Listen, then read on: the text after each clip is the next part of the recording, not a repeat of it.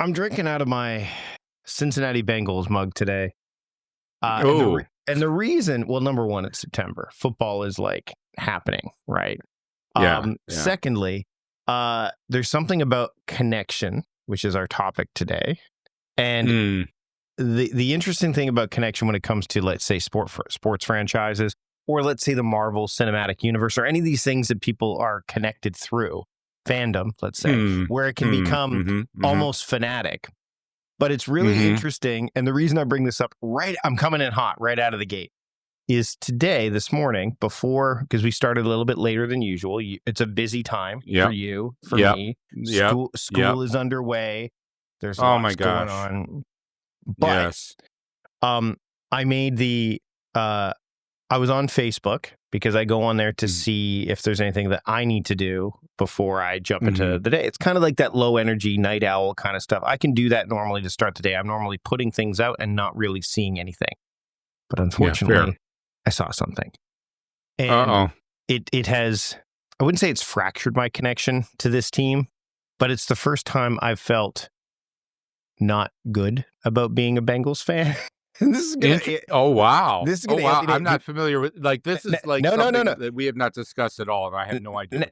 Now you know football. You know how a little bit. You know that the Bengals have been nicknamed the Bungles over many years. You know, like the 90s were the lost decade. They were like the Saints were the Aints for quite some time. Like but the Saints have won. They've won Super Bowls. They've done. They've been a six. I mean. If you were going to compare them, the more successful franchise you would argue would be at this point the Saints. So I wake up this morning and it's because I posted something else on Facebook. I was probably served this. The second thing I see is an article from the Huffington Post, but I checked to see if it was elsewhere, and it is. It's on a bunch of different sites, and it is a post that discusses the recent impending long-term connection between Travis Kelce and Taylor Swift. Anyone who's been sleeping under a rock.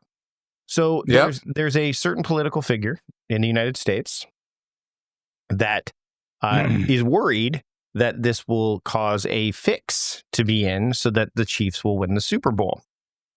And he says fans need to which I'm like, what in the world is going on, especially considering all the other stuff that's going on down there. But why was I bothered by that? Because he was quoted by saying, as a football fan and a Cincinnati Bengals fan, wait, to know that JD seriously? JD Vance, he was a senator in Ohio. Yeah, he was orange. See, and that went in a direction. Of course, it all adds up. Yeah, it all makes sense. Of course. To find out that he was a Bengals fan and proudly declaring it is,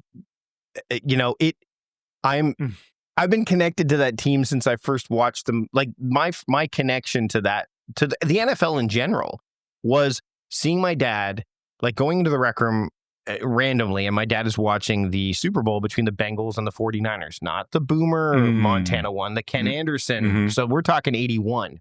So it is now, 44 years later, right? Yes. And I have seen lots of stuff over the years. And this is the first time I'm like, oh, man.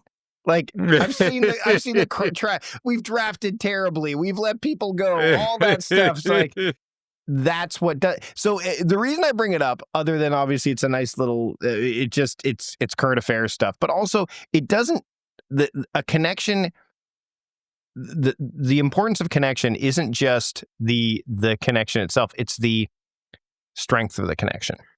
And it's the weirdest, littlest thing that may not necessarily have to do with what you would think that can fracture it, sever it, compromise it.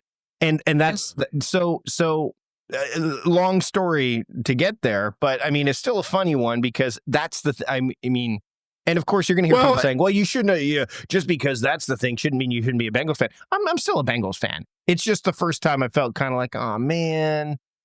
Well, and also, those mans add up, right? If there's enough of those mans, it becomes I'm just kind of done, Yeah.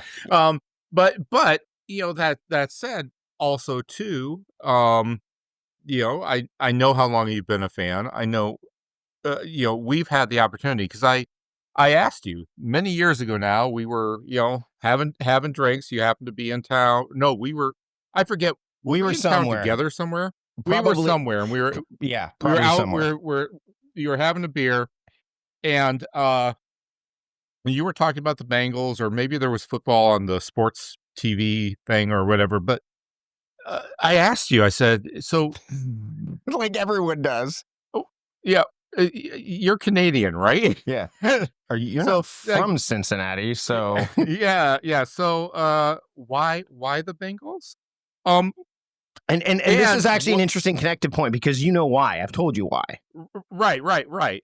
And some might look at the why as like a tenuous connection to begin with, Fair. right? Like your connection literally is superficial. It's completely superficial, at least at first blush. For those that don't know, and I mean, those are friends of mine know why. And it's not just this team either. There's other teams that I'm connected to. This is probably the least. Yeah, this is definitely the most tenuous of initial connections. I walked into that room when my dad was watching the Super Bowl, had no idea what was going on, but I saw these cool tiger stripe helmets, and I'm like, "That's cool." Oh yeah. And that was it. Tigers, That's what got me in. I'm fans of the Tigers. Yeah, and the helmet, but the helmet itself it was unique, right? Like, I mean, that was by the way, I didn't realize this until a few years ago that was the first year they actually switched from the word Bengals on the side of their helmet to the stripes. Oh, to the tiger stripes. Well, oh and my you know gosh, how the story, of course, of how they were orange and black like the Browns were because Paul Brown founded the Bengals and he was the former the Cleveland Browns are named after Paul Brown, right? And so what he did was, I guess when and I'm probably going to butcher this a bit is when he got fired or whatever what happened is he took uniforms from the Browns, and all he did was take the helmet and put the word Bengals on it, and that was their initial helmets, right? So that's what happened. I didn't know that. But I mean, other sports teams that I have connections to, like the San Antonio Spurs, David Robinson. Why? Yeah. Because the guy stayed in school. They drafted him nonetheless. He wanted to fulfill his obligation to the armed forces, and number one, a great player, but his integrity. And by the way, that integrity has shown throughout his career and beyond. I mean, there's this great podcast. We'll link to it in the show notes. It was a very short one called The Fundamentals, hosted by David Robinson's, because his son is David Robinson Jr., so they hosted it together. And it was really well done. It was really well done. Another team, the New Jersey Devils, which is my hockey team, and you're like, wait, but you're Canadian. Why are you not? Because in 1987, the goalie for the New Jersey Devils happened to be the Canadian Olympic goalie. And when the Olympics were done, I think it was 88 actually, but whatever. When the Canadian representation was done, he went to go play for the Devils, and that was the year that they almost made it to the Cup against against the Boston Bruins. And Sean Burke, that's who the goalie was, and so that's what got me in there. What's the other? Baseball. It's a bit more tenuous. Baseball is the Blue Jays, but the Astros were my team because of Bagwell and Biggio. And there's some reconciliation that's had to go on there in recent years because I'm now equating the Astros fandom to I like pro wrestling heels, and that's what they are now. Like they are the cool, like they're still they are successful nonetheless. Like even though that thing happened in 2017, and I watched that game and was totally floored by it. And again, the book Astro Ball came out by Jake Leiter, who wrote for Sports Illustrated. He actually wrote the cover story, I think 3 years prior, 2014, that said, ladies and gentlemen, your 2017 World Series champions, Houston Astros. And he basically predicted it. Now, he did not know that they were doing the garbage can, like all that stuff, signal stealing, pitch stealing, all that stuff. But after all of that, nonetheless, they have still been successful. So yes, that title should have an asterisk and is tainted, but they've gone on to win another one since then. And they are, as we're recording this, the leading, again, their division.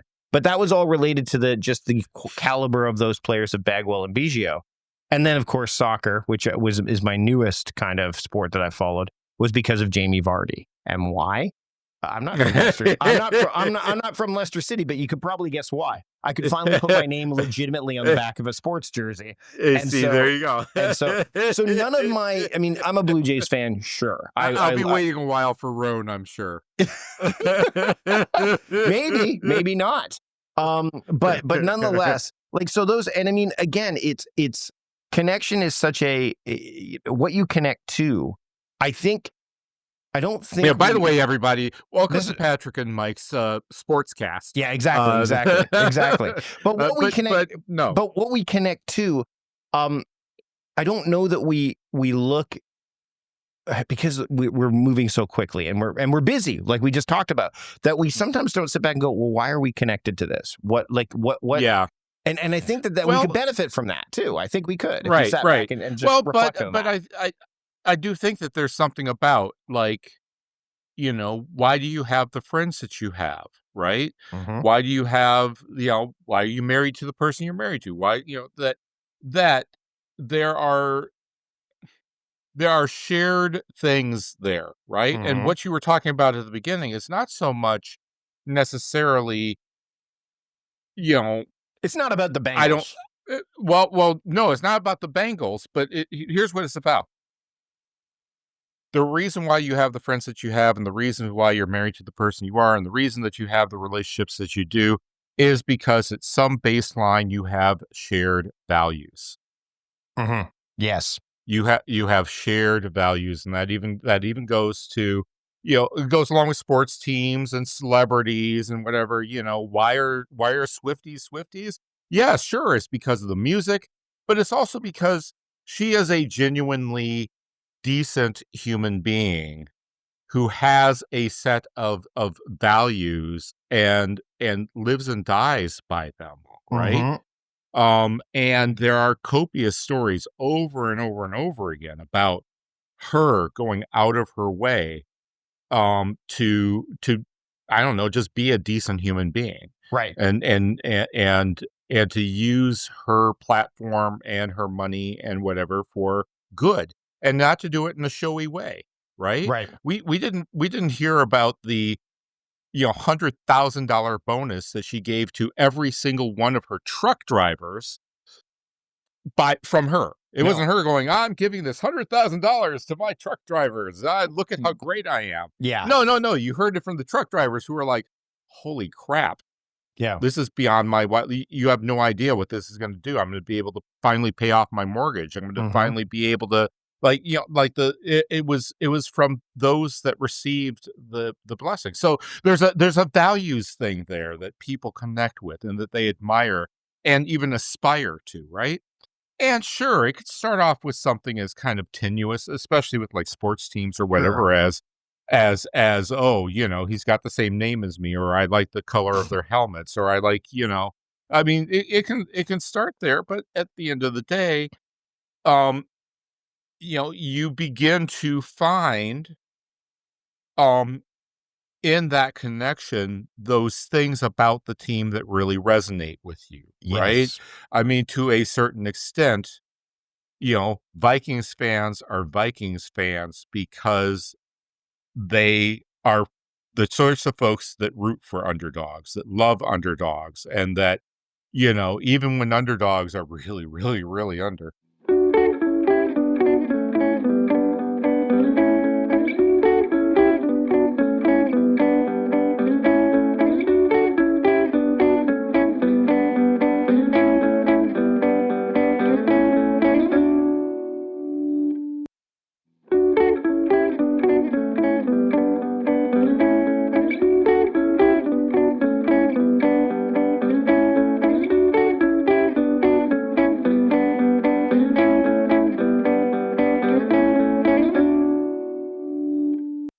What I love about these kind of things is when people say, but you're not from there. I'm like, but that's not what creates a connection for me in that way, right? Like, I'm not sitting here going, oh, I live in Vancouver, therefore I should be a Canucks fan, of this fan, of that fan. I should be fans of these bands. I should be fans based on the place I live. I'm not saying that that's wrong. I'm just saying that can be and is often a starting point for connection. Is, I'm from here. There is an identity associated with that. Like, again, born and raised in Hamilton, Ontario, Canada.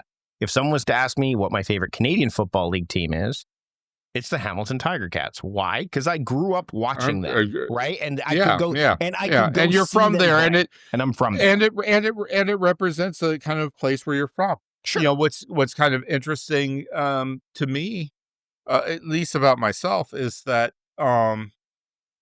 well, I'll tell you a couple of things, right? Sure. And this is how much these sorts of things mean to me. And really, this isn't all about sports. It just started that way, and now we can't get off. But I've got to wait. I'll get there. I'll get us there. Okay, all right. You're gonna do a squirrel versus a dolphin, right? Yeah. I've got us there.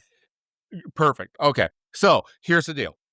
I've lived a whole bunch of different places, right? And I've been associated with all sorts of different places. Growing up, I went to 7 different elementary schools and 3 different high schools. I lived in, 4 different cities. 4 different states even. Between the time I was, born and 18. And I could, I could claim any one of those from a sports team perspective, right? Mm-hmm. My family's from New Orleans. I could be a Saints fan. I spent most of my formative time as an early boy growing up here. I live back here now. So sure, Vikings, Twins, right? Moved to Iowa, I could be a Hawkeyes fan. I could walk around in Hawkeyes t-shirt and sweatshirt and whatever, right? Because I live in Iowa City. New Haven, Connecticut. Well, hockey. I could do the Whalers. I could do, right. That's pretty much it there, but that's right. That's pretty much it. But Yale, right? My mom worked at Yale. I have a connection to Yale. I can't bring myself to say, for instance, wear a Yale sweatshirt. Yeah. You know why? I didn't go to Yale. Mm-hmm. I feel like if I wear a Yale sweatshirt, people will think I went to Yale. Mm-hmm. My daughter's school. My wife is an alum. My daughter goes there. Can I bring myself to wear an SPA sweatshirt? A St. Paul Academy sweatshirt? No, I can't. Like, I have a connection there, and really, I have 2 big connections there. There's nothing stopping me, but I can't bring myself to do it, right? And connections can be that tenuous to start them, but also they can be that stupid little things can prevent you from actually fully committing to one. Yeah, they can be a bit at arm's length. A little, they can, depending on the relationship. Depending on the relationship and depending upon how you want to be associated and who and what you want to be associated with. And I'm not saying for any, it's bad to be associated with Yale, or it's bad to be associated with St. Paul Academy, or it's bad to be associated with the Minnesota Vikings. Okay, it's kind of bad to be associated with the Minnesota Vikings, but especially you get now, what I'm saying, right? Especially now that the Packers got Parsons. But anyway, yeah.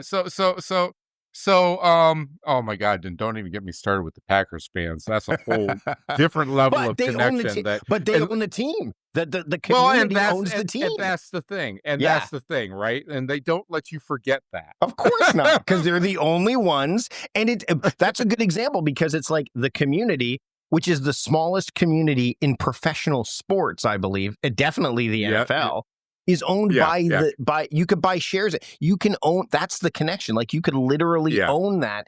And that's something that most people could go, like, Gary Vaynerchuk has this dream of owning the New York Jets, right? Well, if we have friends that live in Wisconsin, in Green Bay and or Wisconsin, or actually anywhere in the United States. I think if you're a United States citizen, you can own the Green Bay Packers. You can own the Packers, right? But I guarantee you, Gary Vaynerchuk's not going to go. Gary Vaynerchuk probably does not own a share in the Green Bay Packers because he's a Jets fan. But I think it's that dream of, oh my goodness, I can be an owner of a sports franchise. It's kind of like when you're a shareholder of you've got that again, there's that connection there.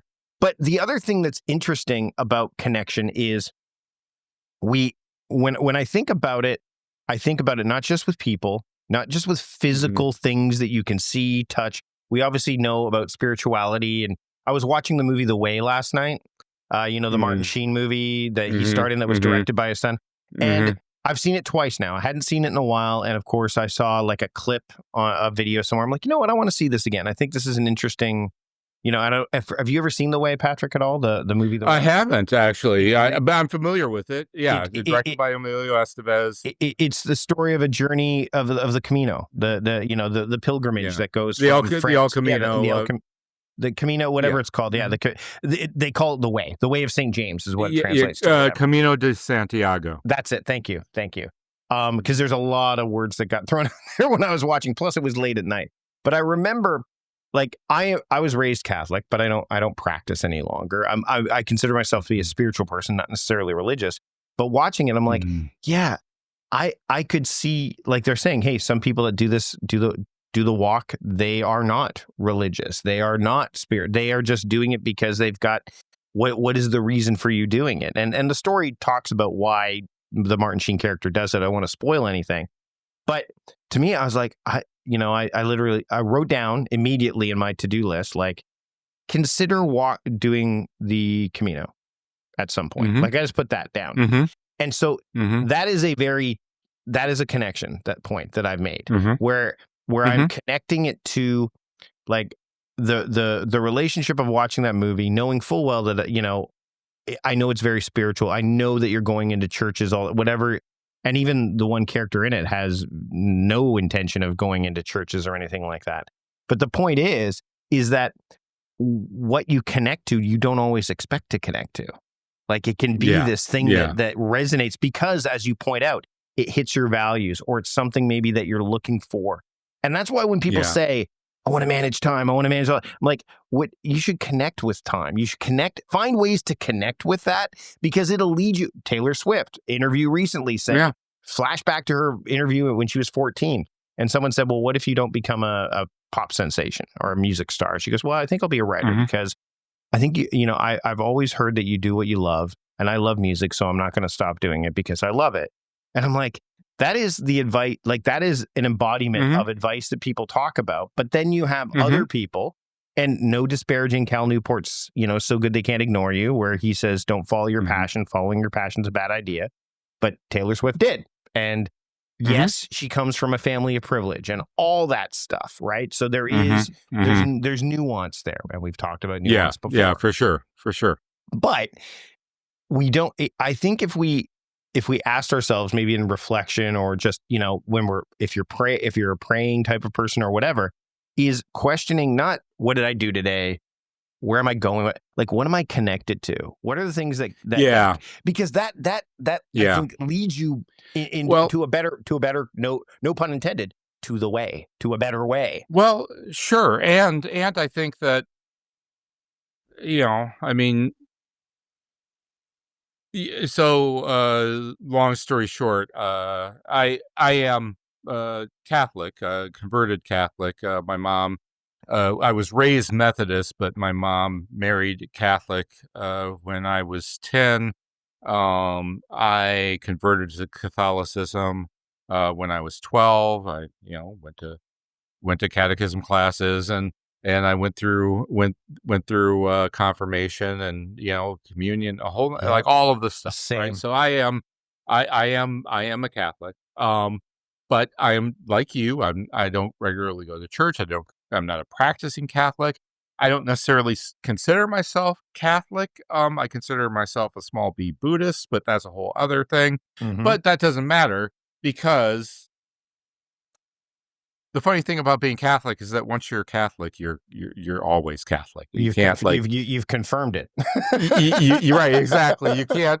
You could choose not to practice. You could just, but at any point, you are welcome to walk into that church, to receive confession, and to take communion. We'd be right. The length of time we've been out of it, we'd probably be in that booth for a while. But nonetheless, well, sure, yeah. But you are right. You are right. Like, absolutely. Like, but the nice thing is that the priests have email now, so you can just you can go and you'll be dude, just send me an email. Take your take your communion, or a Snapchat message, because it disappears, right? Like, after you're sure, there you go. The well, perfect. Yeah. They've all got Snapchat. Email confession. There's somebody listening to this that's an entrepreneur. I've got a business model for you, Oh, father. oh yeah. No, they've got angel investments lined up for that. In any case, Well played. You didn't catch the pun there, but I did. okay, good. I didn't. So, oh yes, I guess. Okay, now I just got it. Okay, so all of this is to say that there was a horrific tragedy that happened in my city 2 days ago. Yeah.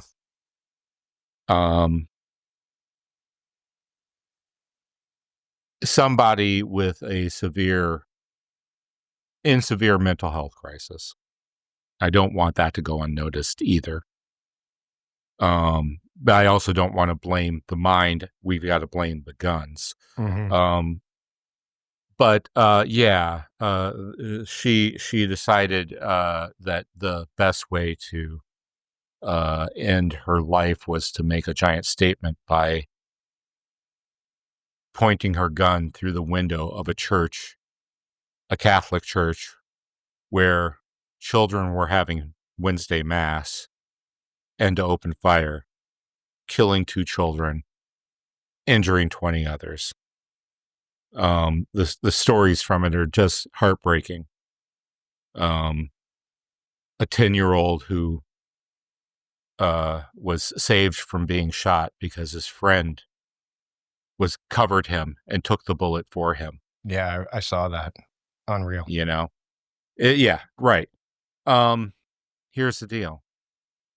I haven't been to Mass in a long, long time, but you put me in a Mass today, I know the rhythm. The nice thing about Mass is that Mass is very ritualistic. Yes. It's this basically the same prompts and the same thing over and over and over again with very little variation, no matter where you go. And it doesn't matter what language it's in. You could step into Mass, in Spain or France and hear it in French or Spanish and be able to follow that Mass. Yes. All of that is to say that the moment that happened, immediately I was brought back to being in Catholic school myself and to knowing that on Wednesday mornings you went to Mass. Yeah. And that, as grades, that's where you went, especially the little ones, starting with little ones. And then they had a second Mass for the adult ones, or not adults, I'm sorry, for the teenagers. And like immediately, the moment I heard the story, my mind flashed to, like, I know what it was to be in those pews, to be in that church, to try to get under a pew to protect yourself, which is really hard to do in a Catholic church because the pews have benches. Yes. They have kneeling benches that fold up underneath the pew in front of you.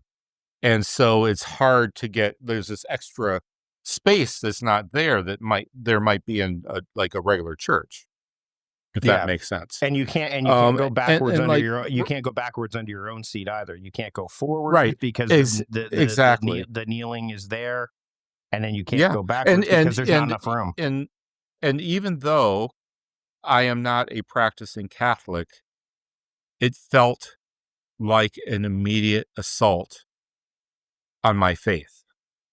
Even though it wasn't that, even though I don't believe it was necessarily motivated by that, it was to a certain extent, but not really. That's hard to tell because, well, the person who did it was kind of out of their mind. But yeah, that's connection too, right? The connection really, at its heart, is about empathy, right? It's about empathy. It's about being able to, I should say, connection. Connection isn't about empathy, but empathy is a result of connection. How about that? Yeah. And so is compassion, right? Like those compassion is a result of connection, right? Yes. And as the Buddhists teach, right? Everything is connected, and therefore you should be a constant state of compassion because there is really no difference between you and anyone else or anything else, right? All living beings are connected, and we're connected with every object as well.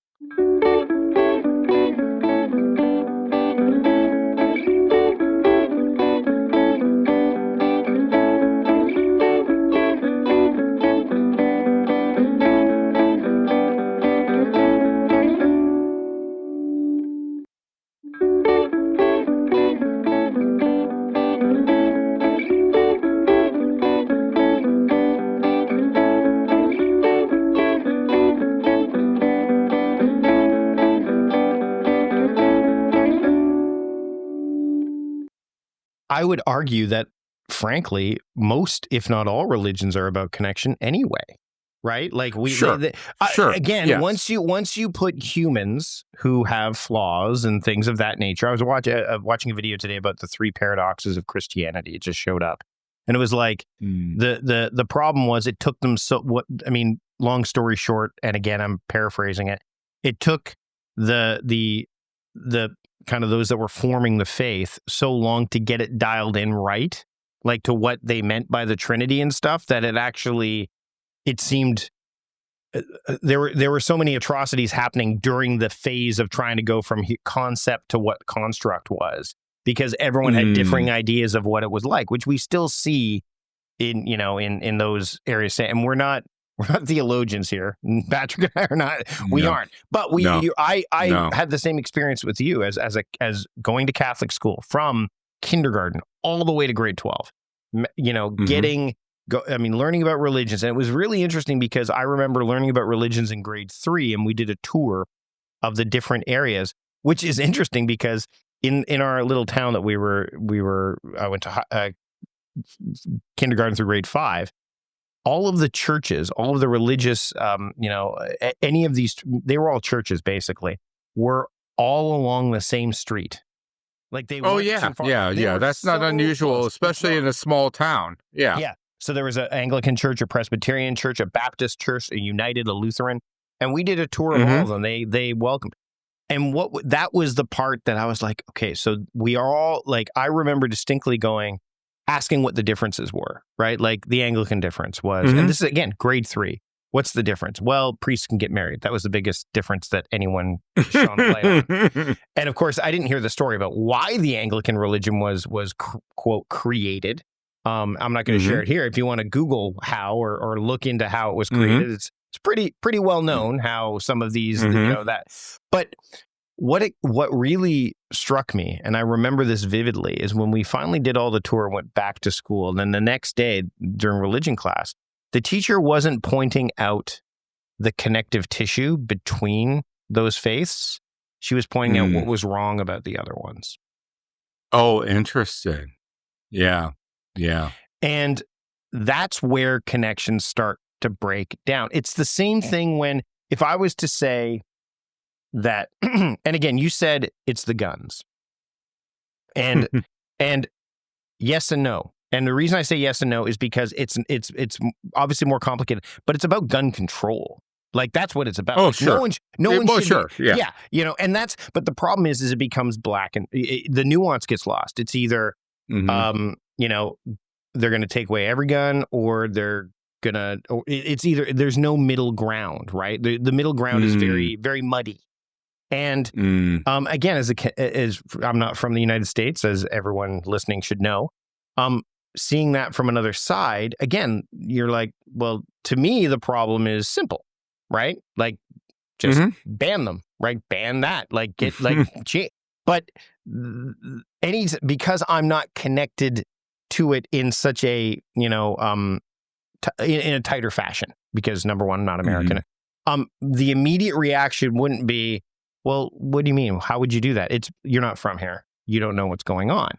And that dismissal. So I think no, but I'm not saying from you. I'm saying that I'm just saying that can largely happen.